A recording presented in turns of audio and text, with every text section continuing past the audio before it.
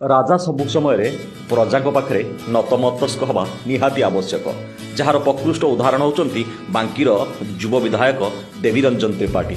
आपण देखिपे एक विद्यालय कार्यक्रम में सम्मानीय विधायक आसी जोग दौरान पिला स्वागत करुँच जो पिलाटी प्रणाम करुच्ची प्रत्युत्तर में देवीरंजन त्रिपाठी प्रणाम करुँच।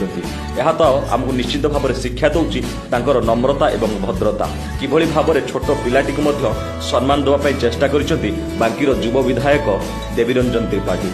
जितेबाला छात्र छात्री मैंने एक कार्यक्रम को सुरभि कार्यक्रम को पाछोटी नौकरी से आप देखिपे आम बैक रु देखुलु एवं फ्रंट रु देखु किभली भाव में छोट छोट पिला सी अभिवादन जनाउछंती प्रणाम जनाउछंती। निश्चित भाव में यह प्रमाण करुच्ची जे तांकर सरलता भद्रता एवं तांकर बड़पणिया निश्चित भाव में एभली विधायक बांकी गौरवर कथा।